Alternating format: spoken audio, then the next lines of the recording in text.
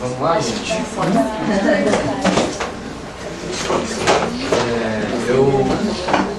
Vamos lá? Eu fiz a introdução, acho que eu me emocionei na introdução, esqueci de falar algumas coisas bem importantes, a gente só percebe depois.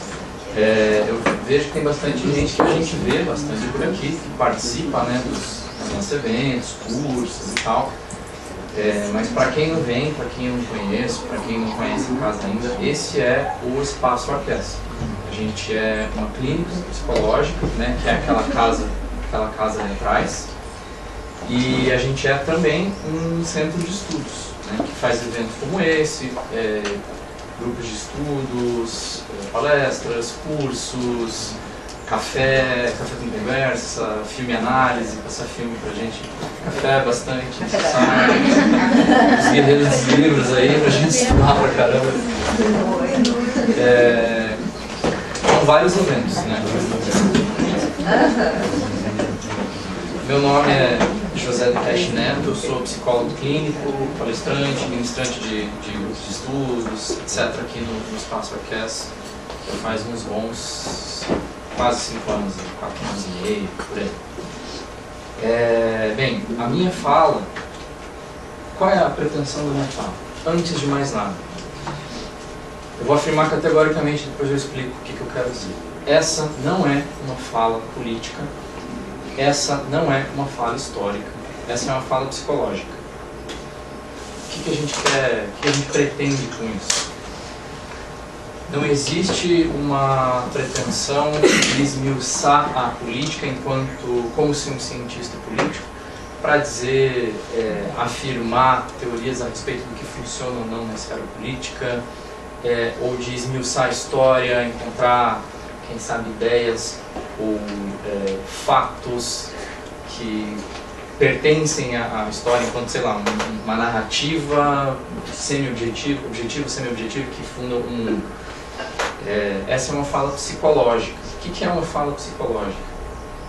Eu pretendo me utilizar de elementos da história e de elementos da política para conseguir reinserir eles, estabelecer novas possíveis significações, relações entre esses eventos, entre essas situações, para que a gente consiga alcançar novos significados, para que a gente consiga desbloquear a nossa imaginação, vou dizer assim, que a gente consiga se implicar de uma maneira mais imaginativa com fatos que existiram, que aconteceram na nossa história e que, de alguma maneira, às vezes um bom tanto literal, às vezes um bom tanto metafórica, continuam acontecendo hoje em dia, em especial hoje em dia aí na caricatura do drama que a gente está vivendo. Então, eu pretendo chegar no ponto de que, em algum lugar da nossa, vou chamar estrutura psíquica, da nossa vida psíquica, das nossas dinâmicas sociais, em algum lugar de nós, ainda vivemos na colônia. E a gente conseguir contar histórias sobre a nossa história, Brasil, história brasileira, é uma maneira de conseguir ressignificar algumas coisas e a gente, enquanto psicoterapeutas, a gente entende muito que o ressignificar é um processo muito importante para a gente conseguir alcançar satisfações, profundidades, às vezes até uma espécie de alívio ou cura a respeito de mazelas, de sofrimentos que a gente carrega. Então eu quero... Você muda o slide, por favor. Obrigado. Está visível? Acho que é melhor baixar aqui, né? Vamos baixar aqui que auxilia. Eu quero fazer dessa fala semelhante ao processo artístico da colagem. Gostaria que houvesse um estilo semelhante. Deixa eu apagar esse aqui. Melhor. Alguém pode? Quem faz, por favor? Melhor, né? Tá. Gostaria de assemelhar o estilo dessa fala a uma colagem, onde a gente retira elementos prontos, elementos já existentes de alguns lugares e reinsere eles de outras maneiras. Inclusive, eu acho que a colagem, a ideia da colagem, ela é muito interessante para essa fala e para esse momento, porque a colagem, né, o dadaísmo, ele tem início como subversão da propaganda nazista. Não sei se está muito visível aí, mas a gente tem uma espécie de subversão de uma outra faceta da ideia do nazismo, né? Então eu acho que é uma coisa que orna com o que a gente pretende falar aí hoje. Bem, onde começa a nossa história? A gente sente, ou a narrativa oficial que a gente tem, é que a nossa história começa no Brasil colônia. Essa é uma palavra que eu gostaria de circular, inclusive, falar bastante hoje. Colônia. Pensar isso como eu vou propor uma palavra-imagem. Uma palavra-imagem no sentido que a gente consiga olhar ela de várias perspectivas, de vários ângulos, para ver como ainda vivemos nessa colônia.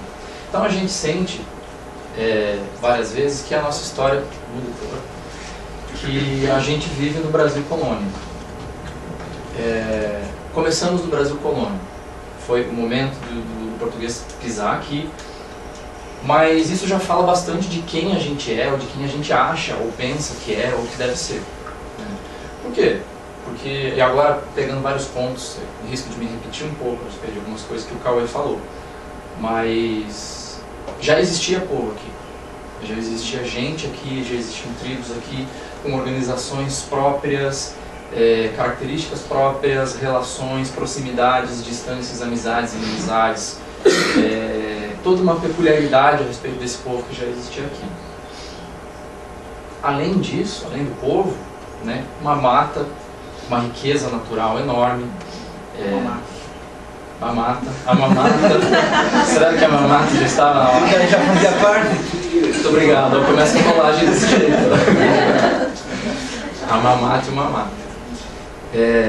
Diversa, extremamente diversa, né? Eu acho que a riqueza da mata puxa a riqueza da mamata. Biodiversidade, dentro dessa palavra, já o que a gente era, imensamente diversos em vida. O país do futuro, né? Quando o estrangeiro pisou aqui e percebeu essa pluralidade, essa riqueza, isso tudo já existia aqui, isso tudo já estava aqui. E isso tudo já fermentava, já começava a borbulhar, a fermentar os elementos que são constituintes do sujeito que vive aqui nas terras tupiniquins, né, que vive aqui no Brasil. E aí a gente entender que isso é um descobrimento do Brasil, 1500 e tal. Não sei se é tão apurado assim. Né? Quem sabe o descobrimento fosse uma coberta que o descobridor, que o português imaginava em cima dessa terra. Né? Isso é uma enorme pretensão. Ele chega aqui meio que por acidente, querendo encontrar as Índias, né? E chega aqui já cometendo um erro enorme, um erro crasso, de chamar, como é que a gente chama, né, os nativos? Os índios, né? Mas a gente chama de índios e a gente não está na Índia. Então, vamos começar a ouvir isso de uma outra maneira. Isso já diz que a pessoa que chegou aqui, os colonizadores que chegaram aqui, já chegaram com muitas coisas nos olhos deles, os desejos. Né? Eu acho que o descobrimento vai falar muito mais de um descobrir, de um desvelar dos próprios desejos, das próprias intenções desse descobridor, do que necessariamente aquilo que ele descobre. Porque em vez de chegar e perguntar, estudar e pacientemente se aproximar do povo da terra para conseguir encontrar o nome, o descobridor chega e começa, a gente pode imaginar isso como uma espécie de início de ato de violação cultural. Eu chego e eu estabeleço um nome para uma coisa que já existe, já tem nome, já tem sua natureza e já tem a sua própria existência. Mas as relações com a Índia, elas foram ficando pálidas, ficaram fracas frente a esse achado. Né? Era muito mais interessante essa terra fértil. Né? E aí os olhos, isso tudo reduziu, brilhou e fez salivar, né, a boca aí do Império Colonial Português. E aí começava a se firmar aqui uma colônia de exploração. Não tinha colônia de povoamento, mas a enorme maioria das colônias de exploração. E eu acho que é interessante até pensar também na catequização dos índios, né? Uma colônia de catequização. Uhum. Isso foi muito forte também, sabe? Sim, é toda parte do processo de violação cultural. Né? E aí aqui a gente já começa com uma dúvida, de novo pegando lá um gancho da fala do Cauê, a respeito da nossa multiplicidade, de uma cisão da nossa personalidade. Chegou, o português, colonizou.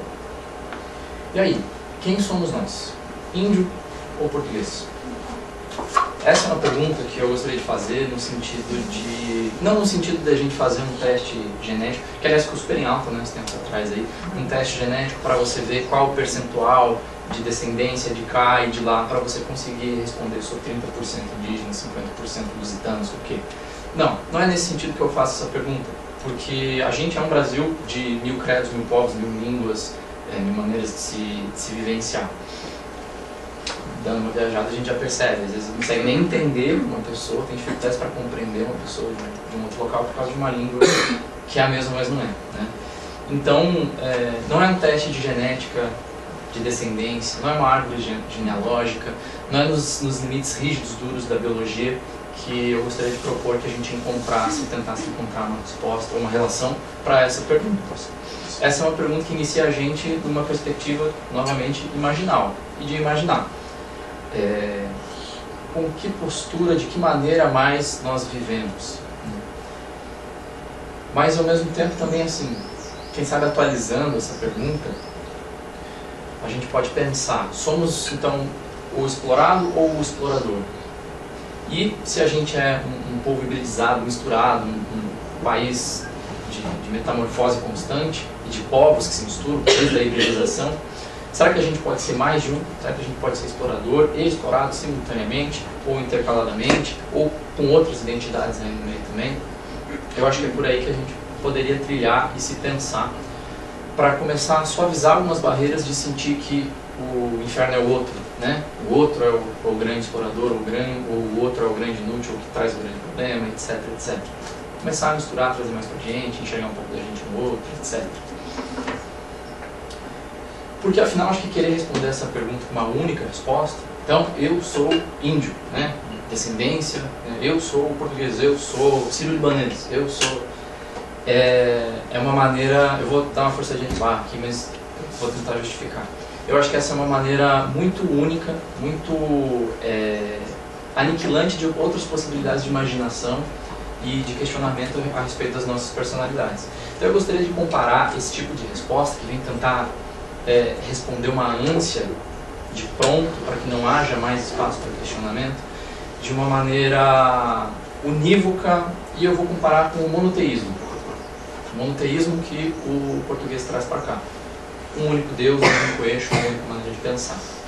E essa abertura para várias possibilidades, de maneira imaginal, de pensar no índio, politeísmo e animismo. Politeísmo, várias entidades, vários deuses. Animismo, as coisas são vivas. Ânima, a etimologia é alma, né? Então quando estamos animados, uma alma, enfim. Então animismo, politeísmo do índio. O nativo, o índio, ele cultuava vários deuses. Todas as coisas eram vivas, a floresta tinha um coração pulsante, nós estávamos misturados e num local apropriado e justo dentro desse macrocosmo, dentro dessa floresta.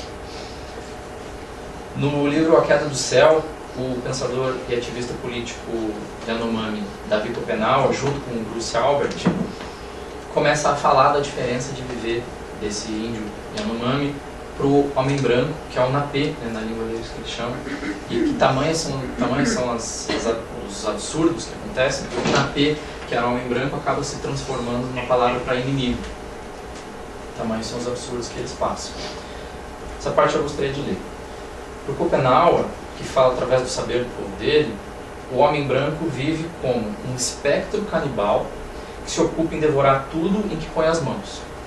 Ao mesmo tempo que, aí a respeito de nós, passamos tempo demais com o espírito voltado para nós mesmos, embrutecidos pelos mesmos velhos sonhos de cobiça e conquista e império vindos nas caravelas, com a cabeça cada vez mais cheia de esquecimento, imersa em um tenebroso vazio existencial, só de raro em raro iluminado ao longo de nossa pouco gloriosa história por lampejos de lucidez política e poética. Ficou pesado, né? Essa ideia da cabeça cheia de esquecimento, gostaria de segurar ela, manter ela em parênteses aqui, vou tentar não esquecer ela, né? Porque a gente está falando de esquecimento. Porque é muito comum, é muito conveniente, inclusive, que alguns esquecimentos históricos aconteçam. Gostaria de propor que a gente lembrar-se do esquecimento. E além disso tudo, o Schopenhauer, então, a sabedoria do povo dele, dos Yanomami, encaixa o homem, encaixa o ser humano dentro desse cosmos da floresta, né, nessa ideia de que as coisas têm sua ordem em seus lugares. E aí é bem diferente disso tudo o pensamento monoteísta, como eu falei, o monoteísmo enquanto um estilo de religião, mas enquanto uma maneira de enxergar e de viver as coisas, e moralista no sentido de estabelecer uma moral minha, estabelecer isso externamente, colocar isso no outro. Eu esqueci de pedir para passar a imagem. Passa mais um, por favor. Isso. Não. A fotografia da Cláudia Andujari. É? Ai, faltou crédito para mim. Como chama? Cláudia Andujari. Cláudia Andujari. Estava procurando um livro, uma foto do livro da Queda do Céu. Tão diferente esse pensamento moralista, que chega e que estabelece uma moral que é minha e que viola a moral do índio. Ele chegou, né, o português, com quem se aposta, que aliás, ele se apossou, né, foi isso que ele fez. E sobre essa carta branca agora, disso que você tinha falado, Tati, do pecado, da redenção das almas, das missões, do evangelizar, o português chegou ditando como as coisas devem ser e perpetuando e aumentando essa relação cultural. Houveram assim, melindres de discussões de quais eram os direitos do povo indígena, a respeito da escravidão, a respeito disso e daquilo, mas eram coisas que iam e vinham e que eram fugazes, elas eram de pouco peso. Isso não mobilizava a prática do que acontecia aqui, que era essa imposição do desejo, da necessidade, do utilitarismo, vamos chamar assim, do português. Então o português chegou seguindo um único princípio, no campo religioso, do Deus cristão, né? E todo esse esforço de evangelizar e civilizar o indígena, e no campo econômico, a necessidade de sorver o extrativismo intenso para acúmulo de bens e o desejo de transformar as terras em algo útil. Transformar as terras em algo útil. A gente consegue ouvir algum eco disso nas falas do Jair Bolsonaro. Vamos começar a tocar nas frases dele a partir daqui. Eu digo que essas duas coisas são um eixo único, né? A religião e esse extrativismo e uma moral inequívoca, porque todas elas seguem uma única linha que não escuta e que não consegue conceber a possibilidade da pluralidade, tem que trazer as coisas para a própria lógica. Então esse é o pensar monoteísta, que inclusive a gente pode ouvir muito numa seguinte nomenclatura de coligação: Brasil acima de tudo, Deus acima de todos. A gente nos pergunta quem é o Deus, por que ele está acima e não entre nós, povoando a floresta, habitando as coisas. Nem o que quer o Brasil ou quem interpretou esses desejos, essas necessidades do Brasil. A coisa é unívoca, né? Em relação aos povos indígenas, assim, muitos raros conseguem se manter mais intactos na cultura, mas a maioria foram devastados e mesmo tendo a aldeia, a gente percebe que foi perdida as rezas, a língua, eles rezam Pai Nosso, Ave Maria, sabe? Então a gente vê que como eles também têm dificuldade ainda de perpetuar essa cultura para gerações mais novas e um índice altíssimo de suicídio nas aldeias indígenas, assim. Altíssimo. Então a gente pensa, e até hoje muitas pessoas ainda com o discurso, índio usando celular, nem existe mais aldeia indígena. E assim, eu sou do Ceará e existem muitas aldeias indígenas do Ceará, pouquíssimas pessoas conhecem, e eles têm um movimento muito articulado de museologia indígena, onde várias tribos se reúnem ainda hoje para conseguir resistir, né? Porque eles sofrem atentados todos os dias. Atentados. Você manda, por favor. Os atentados eles podem ser literais, explícitos de violência, eles podem ser mais sutis, como violação cultural, como o museu queimando, silenciamento, como o museu com toda a história desses povos, sim, queimando. Como o museu queimando. Existem vários níveis, vários tipos de violência. Né? Posso pegar o carona nela? Pode. Aqui no Paraná, não sei se você já fez essa pesquisa, mas se entrar no Google Earth lá e colocar mapa de vegetação, você olhar o Paraná, você vai ver que os únicos pontos onde tem floresta nativa, que você percebe bem diferente do que é um vaso de plantação, ou é Aquabim, né, que tem uma parte bem grande de floresta, ou é reserva indígena. Você consegue contar onde os indígenas moram, porque é onde tem floresta. Se você olhar de cima e ir pesquisando, vê que é só plantação. Aqui no Paraná não há espaço para eles estão sendo cada vez mais. As terras vão se tornando algo útil, né? Precisam se tornar algo Sempre útil, se tornando algo útil. porque o quilombola, ele não serve nem para reproduzir, quem sabe. Sim. Então a gente precisa transformá-lo em algo útil. Se você assiste um documentário chamado Terra, no Netflix hoje, você vai ver que eles estão dizendo isso sobre as áreas de preservação de animais selvagens, que cada vez vão se esgotando, e que os animais vão perdendo a característica de selvagens porque eles não podem migrar. E daí você pensar em termos dos indígenas, é exatamente a mesma coisa, né? Desde a demarcação das suas terras, eles vão perdendo a capacidade de ser naturalmente índios, né? E eles estão em extinção. A raça está em plena extinção. Inclusive eu vi um índice que testou esses dias que na região da Argentina e não sei se outras regiões aqui da América do Sul tem um índice maior populacional de índios do que no Brasil todo. Fiquei chocada. Falei, meu Deus, a gente achava que a gente tinha uma diversidade de povos indígenas, mas em termos de número, nós temos menos que a Argentina. Nossa. Mas toda a região dos Andes, essa cultura tem muita força, as pessoas saem dos seus países para ir visitar, então são valorizados, né? Diferente do Brasil, que é aquela coisa da fantasia, né? O índio é uma fantasia. Às vezes os Andes não é terra útil, né? O cara fazer em cima da montanha e falar, deixa isso pra eles, né? Se a gente descobrir alguma coisa interessante lá, a gente toca eles lá também. Plantio de coca, né? Sim. Então, exploração, né? A gente percebe a exploração e essa violação até hoje, né? Ela foi crescente e implacável na época. O índio foi sendo transformado em escravo pelo português e sua mão de obra o português tentando empregar sua mão de obra para esse extrativismo, esse utilitarismo na perspectiva do português. Mas o índio, sagaz, se evadia quando possível. O índio, quando violado dessa maneira, não conseguia responder a esse estilo de vida tão drasticamente diferente, né? E não oferecia assim tanto trabalho. Quem é que aprendeu na infância que o índio era preguiçoso e não conseguia trabalhar? E aí o europeu trouxe o negro para trabalhar. Do Mourão.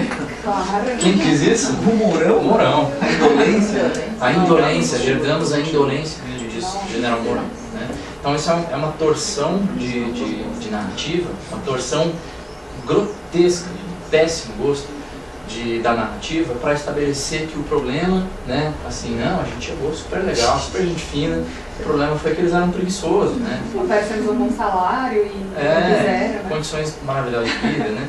Então isso é uma torção enorme de narrativa. Eu proponho que a gente faça a nossa torção. Novamente, se a gente consegue ressignificar as coisas para melhorar e ter relações melhores com os nossos conteúdos, a gente pode torcer essa afirmação e dizer que se a gente herda alguma coisa do índio, a gente pode herdar a capacidade de subversão dessa lógica utilitarista, violadora, desrespeitosa da alteridade. E se a gente herda alguma coisa, a gente herda a capacidade de ter se perverter esse estabelecimento e fugir. Mas não, é uma fuga imbatível, né? É uma possibilidade imbatível de a gente fugir, por exemplo, para o ecoativismo como uma denúncia da perversão dessa lógica extrativista que desrespeita o saber do índio, o saber de um povo que também nos constitui. Né? Essa é uma possibilidade de a gente imaginar a nossa herança aí de um jeito mais nobre, mais valoroso, mais poderoso. Né? Eu não quero cortar a tua fala, mas está me vindo uma coisa muito engraçada na cabeça, que eu sou artesã também, né? E a Manuela também. E a gente, pensando no modo como a gente faz o nosso artesanato, a gente é muito indígena, sabe? Porque a gente quer fazer artesanato com os produtos mais naturais, né? Sem usar sintéticos e tal. E na hora de você colocar um preço ou descrever o artesanato no Brasil, surge muito aquela coisa assim, o valor das pedras na astrologia, no misticismo, sabe? E você acaba trocando com seus amigos, né, por um pão, por uma massagem, você dá de presente, né? E aí, quando você vai exportar um trabalho desses, eles pesam as nossas pedras em quilates, sabe? É outra referência, é completamente distinto, né, da lida, né, do escambo que você tem com o teu material, entende? Uma outra lógica, assim, é totalmente diferente, né? A qualificação, a descrição, o valor, sabe? Então a gente trabalha muito ainda dentro de um valor qualitativo, né? Não tão quantitativo, sabe? É um exemplo muito engraçado que estava aqui, enquanto estava falando, estava pensando como a gente lida com os nossos materiais, né? Esses são os ecos. Com a nossa matéria-prima, sabe? Esses ecos históricos, Esses essas ecos coisas que indígenas. constituem a gente também. Né? Sim. A gente pode pegar essa diferença de lógica também, atualizando, trazendo para mais uma frase aí do Bolsonaro, que ao mesmo tempo que a gente tem essa capacidade, que a gente tem esse berço, essa possibilidade de uma fuga subversiva para essa lógica, vamos chamar essa lógica mais indígena, a gente também somos campeões em assassinato de ecoativistas. O Brasil é o país que mais mata ecoativistas. E enquanto isso, o Bolsonaro tem alianças fortíssimas na bancada ruralista, que está bastante ligado com isso, e frases como: se eu assumir, índio não terá mais nem 1 centímetro de terra. Né? Então, denunciando essa lógica de que as coisas têm que ser transformadas em riqueza, numa riqueza pesadas em quilates. A metáfora é boa. A gente pode imaginar também como uma espécie de herança do português, uma herança lusitana, uma dificuldade de estabelecer laços que não se baseiem em ganho, em afronta ou em estabelecer subserviência, estabelecer a necessidade do outro nos servir. A ideia é que a gente tem que fazer um Brasil para as maiorias, mais uma citação dele. Porque os outros, esses outros no caso, os outros de identidades de gênero diferente, que vão desdizer a heteronormatividade, dizer que eles não querem direitos iguais, mas que eles querem vantagens, que eles querem nos sobrepujar. Outra citação, agora um pouco mais frouxa, mas ainda outra citação do Jair Bolsonaro, também fala dessa inversão absurda, da mesma maneira que é o livro do Souza, inversão absurda, falar que eles querem vantagens e querem nos dominar, as minorias, também é uma inversão absurda. E esse tipo de fala gera espaço, abre espaço de permissão, é uma permissividade, embora ele diga que não posso me responsabilizar pelos meus apoiadores, isso abre um espaço enorme para a gente viver atrocidades, coisas absurdas que têm acontecido aí hoje em dia. Fica uma brincadeira aí de imaginação também. Da mesma maneira que o português chegou desejoso e trucidante, misturado, quem sabe nós sejamos desejosos e trucidantes a respeito das diferenças. Outra... Muda lá para mim, por favor. Outra estatística que fala dessa mistura é que o Brasil é o país que mais procura por transexuais em alguns portais de pornografia e o que mais comete, o que mais mata indivíduos transexuais. Quem sabe isso seja uma espécie de herança, de um desejo e de um trucidar, tudo junto ao mesmo tempo. E quem sabe, inclusive, essa ideia de que eles querem vantagem, eles querem dominar, eles querem conquistar o mundo, seja um sentimento um bom tanto subjetivo do indivíduo preconceituoso, que sente que em alguma parte dele, algo disso avança, algo disso precisa, ou deseja amor, ou quer se fazer presente, e a maneira que foi aprendida, seja historicamente, seja individualmente, de lidar com isso é de dar um cacete. Psicologia enquanto um enorme porrete, outra citação de Bolsonaro, né? Psicólogo no meu quartel era um enorme porrete, que quando alguém precisava, a gente mostrava, resolvia rapidinho, né? Acho que a psicologia do porrete aí tem sido bem presente. Bem, eu acho que a gente pode dar um salto agora. A gente está falando do Brasil colônia. E também pensando aí nessa coisa do transexualismo, né? Que é um objeto, né? É um desejo, mas é um desejo de dominação. E depois, para me livrar dessa culpa, eu mato, então, né? Sabe, aquilo que eu desejei. Bem violento isso. É como o abuso das Índias, né? É algo extremamente violento, né? A gente tem esse outro episódio aí na nossa história que vai falar dessa violência de desejo e recalque, né? Repressão. Isso. Que eu gostaria de chegar também na palavra da colônia. Nós, psicólogos junguianos, quando digo nós, somos nós palestrantes, acho que todos os palestrantes de hoje são psicólogos junguianos. Nós junguianos temos um orgulho tremendo, um orgulho enorme da Nise da Silveira. Nise da Silveira, psiquiatra, médica psiquiatra alagoana, nascida em 1905, responsável por revolucionar as possibilidades de tratamento psiquiátrico, né?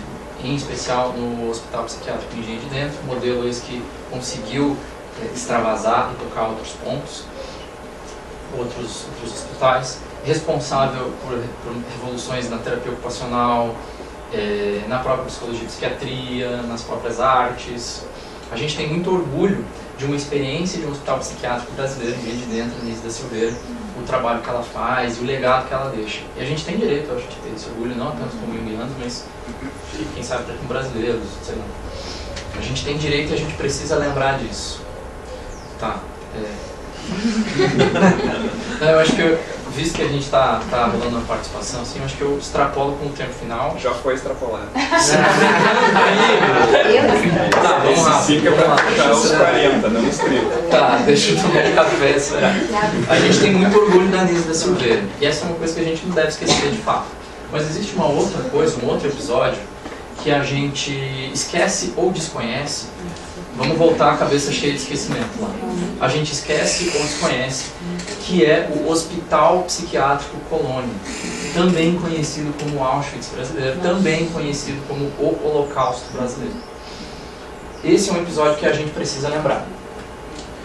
Precisamos lembrar porque esse foi um enorme absurdo vivido aqui no Brasil. Ele foi fundado em Barbacena, em Minas Gerais, e dentro das décadas que funcionou esse hospital psiquiátrico, a gente teve, pasmem, mais de 60 mil mortes.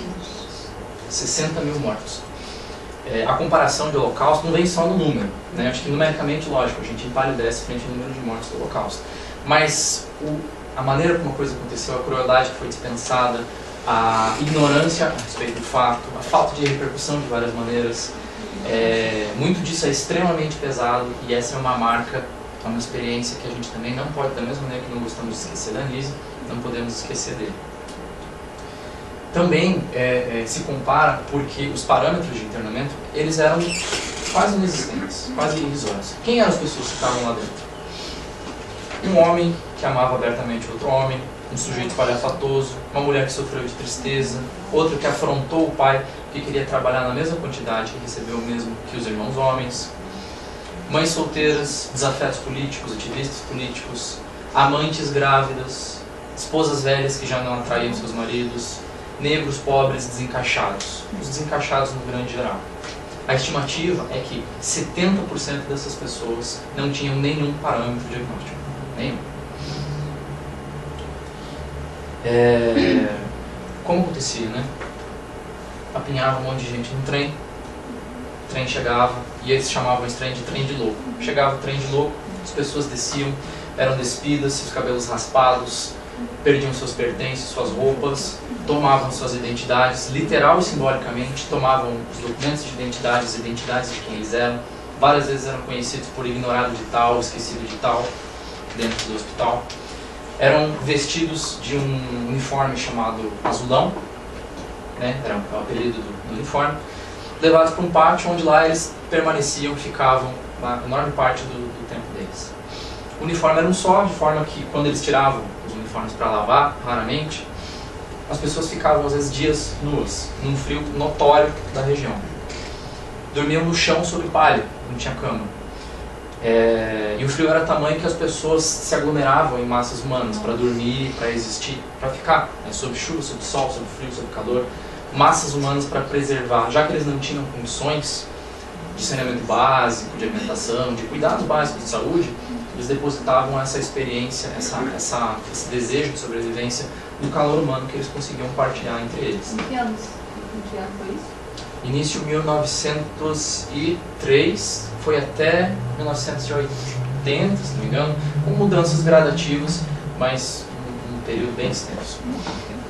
Mulheres grávidas que engravidavam lá, esfregavam fezes no corpo para não terem seus filhos retirados, não terem seus filhos abortados pelos atendentes. As pessoas morriam aos montes, existiam épocas que morriam em torno de 16 pessoas por noite. Nem depois de mortos eles encontravam paz, porque os cadáveres eram vendidos clandestinamente para várias cidades, vários cadáveres foram vendidos. E quando esse comércio de cadáveres ficou abalado, eles chegavam ao ponto de pegar os corpos das pessoas, colocar em latões com ácido, dissolver na frente dos demais pacientes para tentar vender os ossos. Esse é o enorme absurdo que a gente carrega, que a gente tem também na nossa história. E é difícil pensar que tipo de coisa mais... Qual era a coisa mais degradante que acontecia lá? Super difícil. Bem, por que eu estou falando disso, né? Onde que isso se encaixa na nossa história? Quando a gente faz comparações das falas e da ideologia do Jair Bolsonaro ao nazismo, ao fascismo, a gente acha que é tudo muito distante, que as coisas não estão próximas, o nazismo alemão é distante historicamente, somos mais sensatos hoje em dia. Será? Não sei.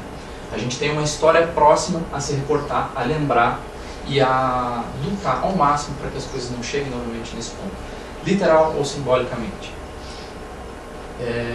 Quando a gente pensa, por exemplo, que 70% das pessoas estavam lá simplesmente porque incomodavam a sociedade, e quando a gente escuta frases hoje em dia como temos que acabar com o ativismo, isso aí estava quase como plano de governo, é sério, a gente sente as similaridades. Quando a gente vê que lá existiam mulheres lutando contra o machismo, né, e hoje o fenômeno do ele não, o fenômeno dessa luta contra esse machismo atual, a gente consegue comparar as coisas. Eu posso só, que eu estou muito emocionada.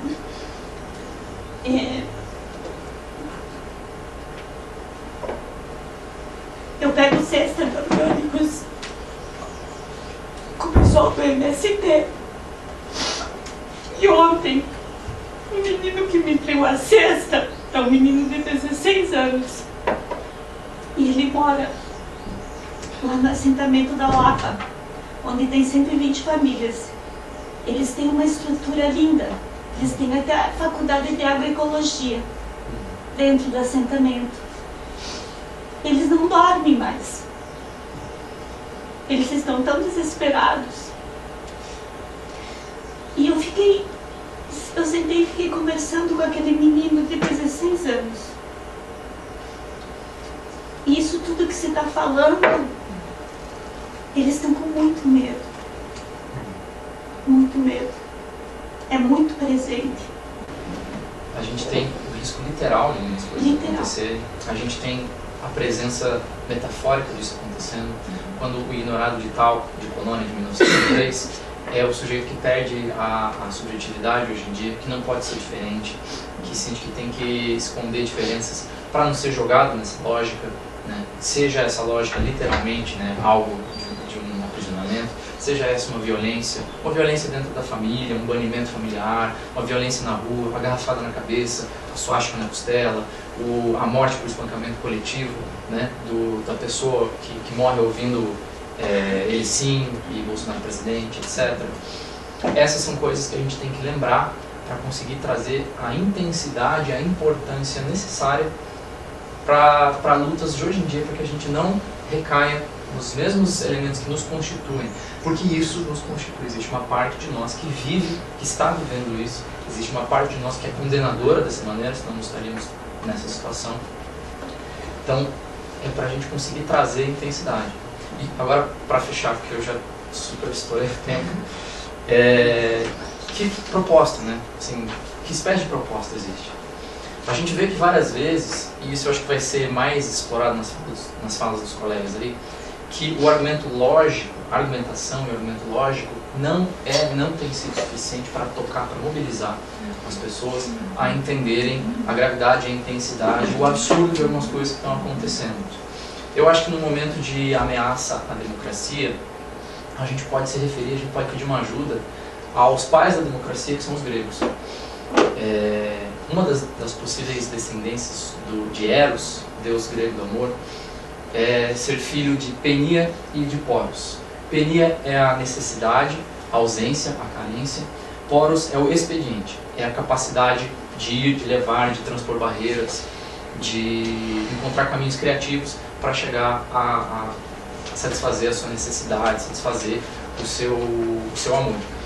Quem sabe a gente precise lembrar disso para conseguir entrar em contato com essas pessoas tão empedernidas, tão embarreiradas, fechadas, para que a gente consiga encontrar porosidade, buracos, maneiras de tocá-las, através de um amor impaciente, que consegue ser criativo, que consegue ser tolerante, no sentido de sair das suas próprias bolhas de sintonia digitais, de Facebook, redes sociais, bolhas de sintonia de convívio próprio, um amor que seja virulento, uma coisa que consiga exalar da nossa presença, em paciência, em criatividade, em desejo de tocar e de alcançar esse próximo. Um tipo de amor que ensina sem professar, porque professar não tem dado certo, né? E ficar jogando fatos e lógica, etc.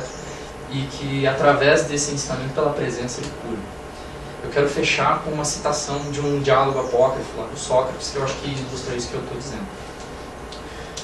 Você coloca passa os slides, por favor, eu esqueci de novo. Mais um. Obrigado.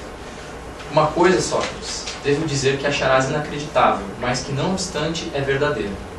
Eu nunca aprendi nada com você, como bem sabes. Entretanto, lucrei quando estava contigo. Mesmo quando nos encontrávamos apenas na mesma casa, sem estarmos no mesmo quarto.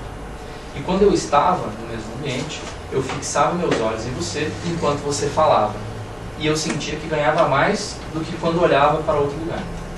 Mas acima de tudo, eu ganhava quando me sentava ao teu lado e quando eu o tocava. Acho que a gente consiga transmitir as coisas dessa maneira e ser uma presença de infecção amorosa, eu acho que isso é uma possibilidade de dar uma mexida nessas estruturas tão cruéis. É isso aí. Obrigado.